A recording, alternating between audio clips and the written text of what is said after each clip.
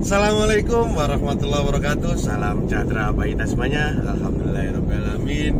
Kali ini kita bertemu kembali bersama Kuliah Bisnis 10 Menit. Channelnya Wong Cilik, channelnya Rakyat Jelata. Kawan, ada pertanyaan, bagaimana cara melaporkan tindak pidana ke kepolisian tanpa didampingi pengacara secara benar dan efektif? Jadi siapapun penonton video ini atau siapapun yang merasa hari ini terkena masalah pidana, tonton baik-baik video ini, simak baik-baik video ini, jangan skip, jangan diloncat-loncat. Oke kawan, saya doakan semuanya selalu sehat-sehat selalu ya. Kawan, pada dasarnya, pada hakikatnya manusia tidak ingin mempunyai masalah-masalah, tidak ingin mempunyai problem-problem yang dihadapi, ataupun ada problem pun tidak berat-berat. Tapi kalau sudah kena tindak pidana, entah kita menjadi korban atau entah kita yang dituduh melakukan, maka mau tidak mau harus dihadapi, mau tidak mau harus dihadapi.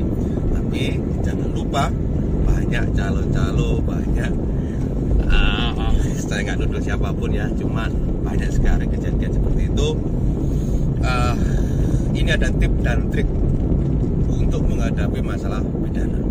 Langkah pertama, 1, noto hati atau ditata hatinya. Jangan sampai buru-buru, jangan sampai gelisah, jangan sampai panik. Hadapi dengan tenang. Apa masalahnya? Itu pasti ada solusinya, itu pasti. Hatinya ditenangkan dulu ya. Kalaupun ada keluarga yang kena, ada teman yang kena, sahabat yang kena, bilang ini cobaan dari Tuhan, harus dihadapi dengan tenang ya, ditenangkan. Itu yang paling pokok sendiri, utama sendiri menghadapi masalah pidana, harus tenang. Yang kedua, kalau kita menjadi korban tindak pidana yang patut diduga dilakukan oleh orang lain, langkah kedua yang harus dilakukan yaitu mencari sumber-sumber hukum yang terkait. Contoh, hari ini marak sekali terkait masalah undang-undang ITE atau transaksi elektronik. Siapapun yang mentransmisikan, menyebarluaskan, memfitnah, apapun lah intinya, transmisi itulah yang menjadi sumber unsur dari segala unsur yang ada di Undang-Undang ITE. Apa itu transmisi? Yaitu menyebarluaskan lewat elektronik tentunya, nggak lewat omongan, nggak lewat surat, tapi lewat elektronik ya. Saya terangkan dikit tentang Undang-Undang ITE. Seringkali Undang-Undang ITE itu membahas tentang fitnah, perbuatan tak menyenangkan, hoak, bohongan, dan lain-lain. Di pidana sendiri sudah ada di pasal 310 sampai pasal 314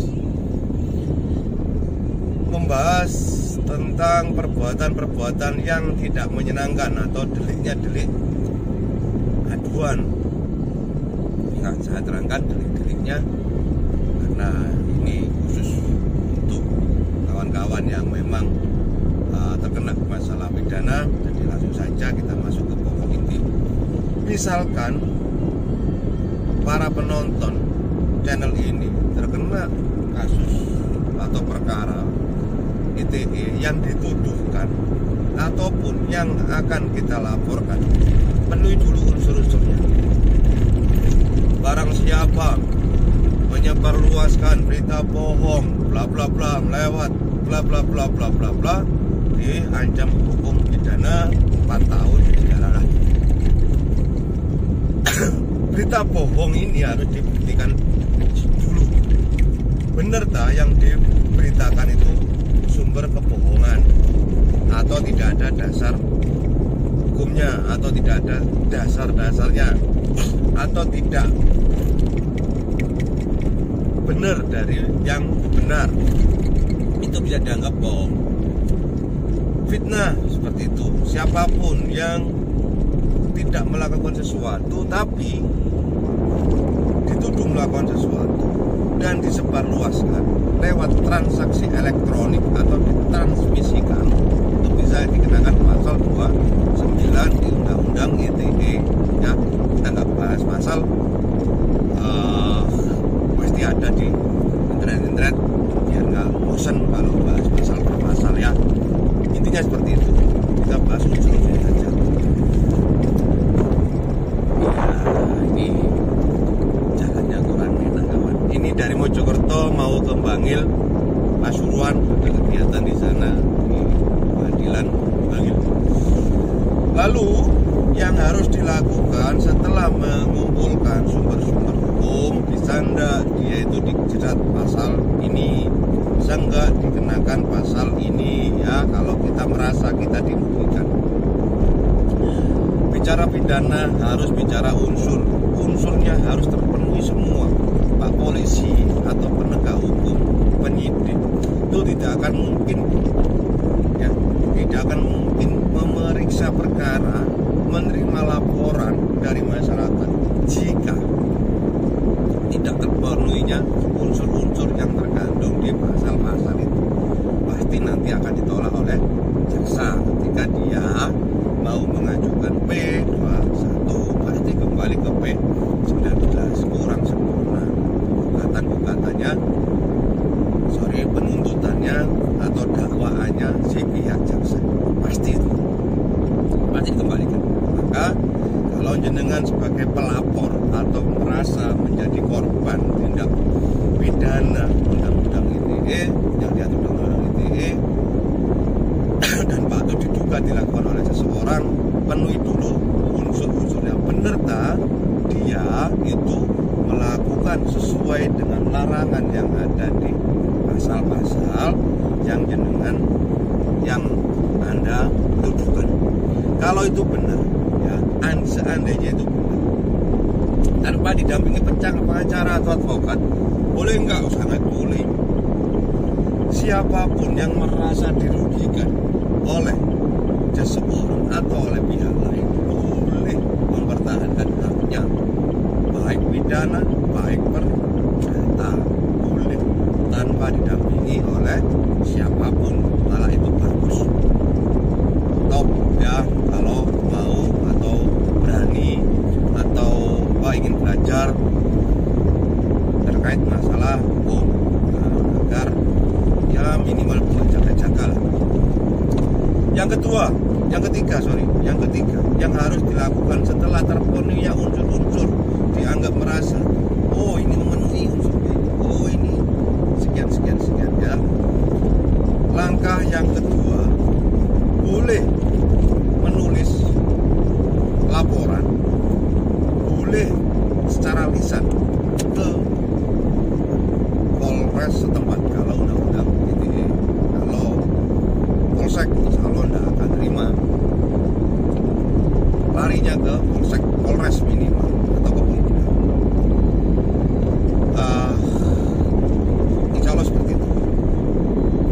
Laporkan ke Polres atau laporkan ke Polda ya, dengan dasar apa-apa yang sudah terpenuhinya unsur-unsur itu. 3. Selesai. Langkah keempat, jika pihak penyidik merasa bahwa perspektif jenengan itu nggak sesuai dengan para penyidik, yakinkan bahwa si A ini yang jenengan tuduhkan itu memang benar-benar melakukan seperti itu. Ini loh buktinya, ini loh dasar hukumnya seperti itu. Maka alangkah baiknya sebelum melangkah ke Polres itu dipelajari terlebih dahulu dan dicatat atau tertulis. Jangan lisan, nanti lupa ditanya pas waktu laporan polisi, gugup apa-apa yang ingin dilaporkan, apa-apa yang ingin dibicarakan, ngeblank, wah lupa semua ya. Mending dicatat, mending tertulis laporan.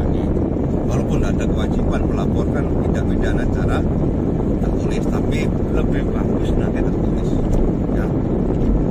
Nah ya, kalaupun pihak penyidik itu merasa tidak yakinkan bahwa Anda benar menerapkan pasal per pasal itu, sudah ada unsur sudah terpenuhi semuanya, dan ini bisa ditingkatkan penyidikannya ya.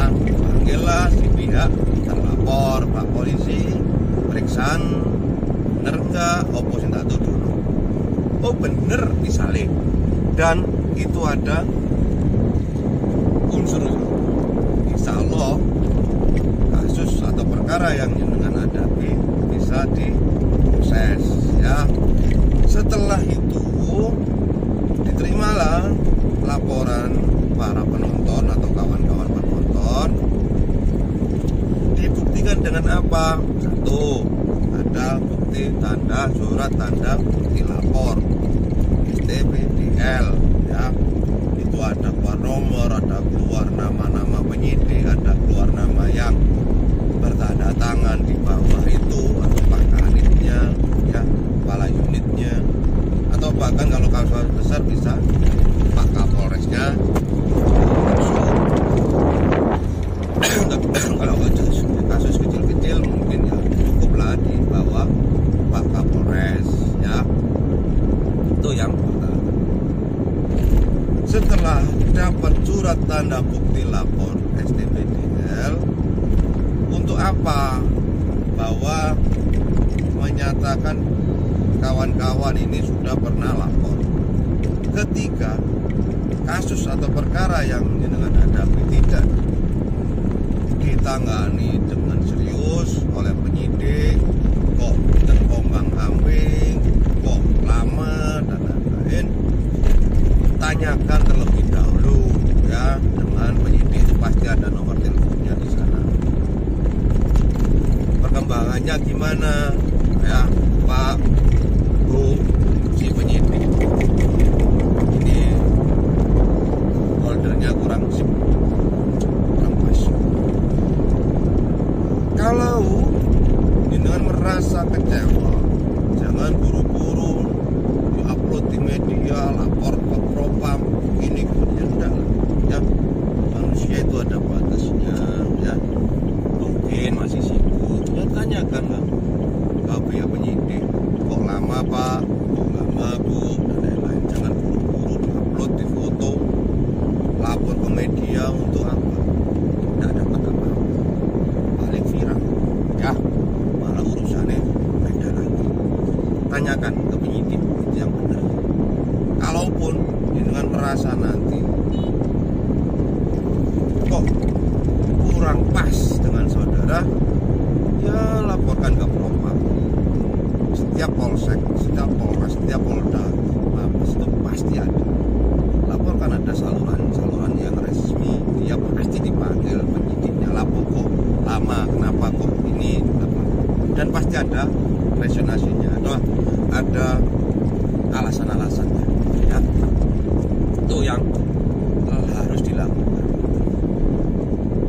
Itu kalau nggak ditangani. Kalau ditangani akan keluar SP 2HP atau surat bukti hasil pemeriksaan perkara SP 2 hasil, intinya seperti itu. Jangan lupa singkatannya ya. Ada surat, keluar surat perkembangan. Nah, keluar surat perkembangan penyidikan itu terkait masalah hasil pemeriksaan. Oh, sudah memanggil pihak terlapor, sudah memanggil saksi-saksi, sudah memanggil si A, si B, si C. Itu tertuang di SP 2HP. Kalau di pidana atau di hukum pidana itu muncul surat-surat itu ya. Setelah itu keluar SP 2HP. Oh, kok ternyata pihak penyidik kurang yakin karena tidak menemukan dua alat bukti yang sah ya, yang terang benderang, karena sesuai tugasnya di hukum acara pidana. Tugas penyidik itu membuat yang kurang terang menjadi terang, membuat masalah yang kurang menjadi lebih jelas, lebih clear. Maka tugasnya dia menggali apa-apa yang dilaporkan kepada dia. Pada intinya pas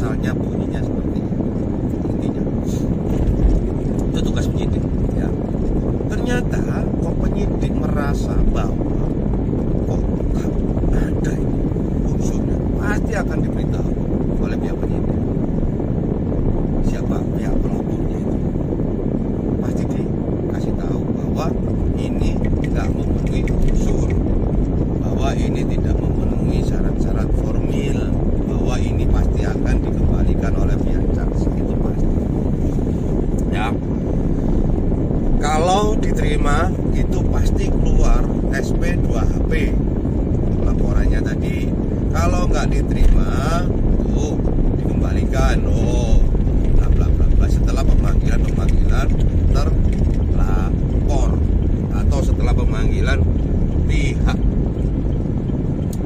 terkait, saksi dan lain-lain. Oke ya. Nyampe mana tadi? SP2HP. SP2HP keluar. Langkah selanjutnya adalah menunggu proses persidangan pihak terlapor. Dia setelah dipanggil ada dua kemungkinan bisa ditahan kalau apa yang kita tuduhkan itu melanggar pasal yang diancam hukuman minimal 5 tahun ke atas, dia akan ditahan. Tapi ini sekali lagi ini subjektivitas dari pihak penyidik. Kalau pihak penyidik merasa bahwa dia akan melarikan diri, menghilangkan barang bukti, mengulangi perbuatannya, pasti dia akan ditahan. Tapi kalau dia atau pihak penyidik tidak menganggap seperti itu terjadi, maka tidak akan ditahan. Ini jalan-jalan tutup kawan, ini sampai Porong, Gempol, itu cuma Gempol ya, jalan-jalan putar balik. Terima kasih. Bentar kawan, masih sana. Ini Sungai Porong. Halo, Sungai Porong yang viral ada buayanya kemarin lalu. Nah ini sungainya, Sungai Porong atau Gempol ya. Atau lewat Probolinggo lebih jauh. Oke.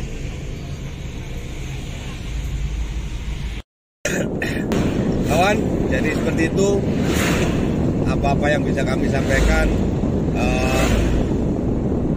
Setelah keluar SP2HP atau surat tanda bukti perkembangan penyelidikan perkara tersebut, maka itu bisa dipegang sampai kemanapun.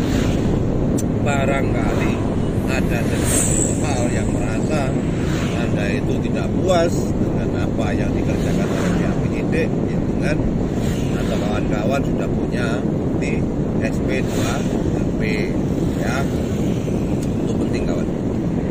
Setelah itu keluarlah surat penetapan dari pihak penyidik. Kalau misalkan dia ditetapkan sebagai tersangka, si pihak terlapornya, pihak pelapor itu pasti akan dihubungi kembali. Oh ini loh, si A ini yang dilaporkan oleh saudara sudah kita tetapkan sebagai tersangka ya. Itu prosesnya melalui sidang perkara pidana. Tadi nyampe di masalah ditahan atau tidak ditahan, itu subjektivitas dari pihak penyidik. Ya Allah, ditutup lagi, Gempol ditutup. Tempat mana ini?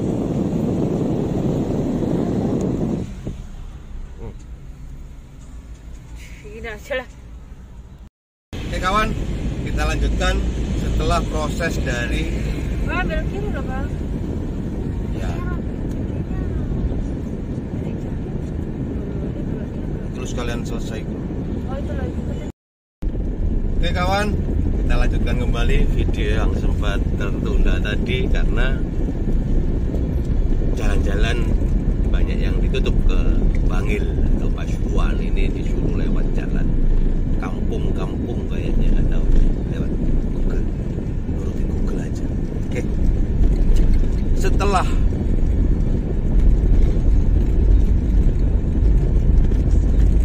tadi mana tadi SP2HP penetapan tersangka ya. Kalau ini diteruskan, dilanjutkan, maka berkas-berkas itu akan dilimpahkan ke pihak kejaksaan oleh pihak penyidik ya. Semua warga negara ini dilindungi oleh negara terkait tindak pidana yang dilakukan oleh seseorang.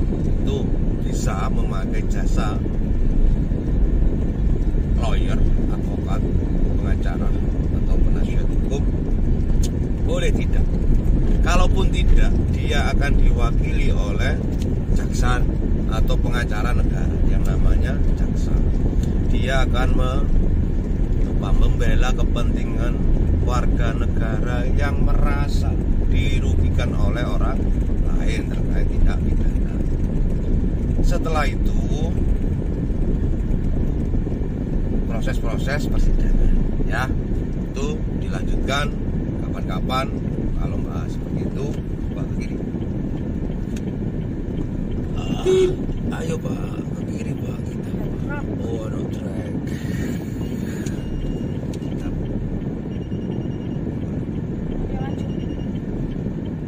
Jadi kawan, seperti itu ya. Nah, enak, banyak gangguan ini.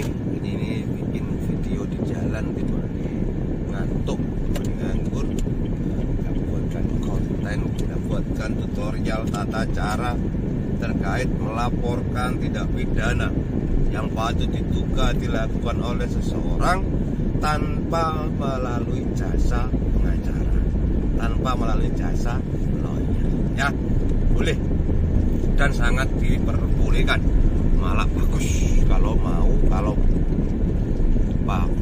berjuang atau memperjuangkan hak ya, atau hak teman-teman. Oke, seperti itu dari kami dari Mojokerto menuju kawasan Bangil Pasuruan. Semoga Anda semuanya selalu diberikan kesehatan lahir dan batin, diberikan kelancaran rezekinya, dikuatkan imannya, dikuatkan imunnya, semua keluarga. Kami dari channel YouTube Kuliah Bisnis 10 Menit, channel motivasi bisnis untuk rakyat kecil. Mohon maaf yang sebenarnya jika tata cara yang sudah kami bikinkan ini kurang berkenan bagi kawan-kawan yang lain, khususnya bagi kawan-kawan senior yang sudah lebih expert dari kami. Wabillahi taufik wal hidayah, Allahumma fiq abitorik. Wassalamualaikum warahmatullahi wabarakatuh. Salam sehat, salam kuat, salam apa? Salam sejahtera. Wabillahi taufik wal hidayah. Assalamualaikum warahmatullahi wabarakatuh. Merdeka, merdeka, merdeka. Dadah semuanya. Dadah.